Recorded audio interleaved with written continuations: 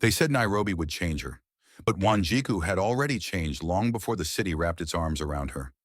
Gone was the soft-spoken church girl from Moranga. In her place stood a woman who walked in stilettos like they were battle boots and wore lipstick like war paint. Every morning she looked in the mirror of her one-room apartment, whispered a prayer she didn't believe in, and promised herself, just one more gig, one more deal, then I'll send money home. But sin doesn't wait for permission.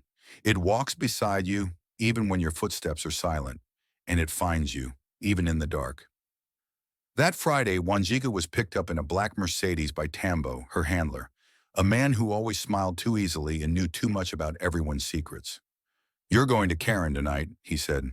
High-end, politicians, wives, cameras. Don't make trouble. She didn't respond, just nodded and stared out the tinted window as they drove past the blinking lights of Nairobi's nightlife. The mansion was already buzzing. Laughter floated over glasses of wine and the slow thrum of Afro jazz. Waiters moved like shadows between powerful men and women who wore wealth like perfume. Wanjiku walked in like she belonged, and that's when she saw him, Mc Karanja.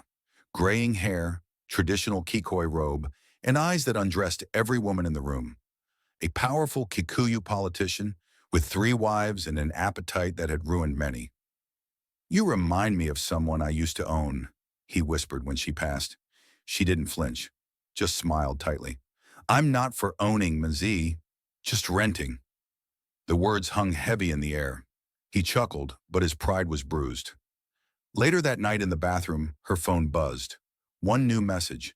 It was a photo of her younger sister, Nyambra, dressed in her school uniform, a bruise on her cheek.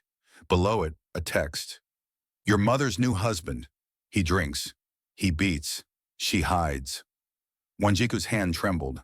She stared at the screen as if it might change, but it didn't. And just like that, the past came rushing back. The screams she used to muffle with pillows.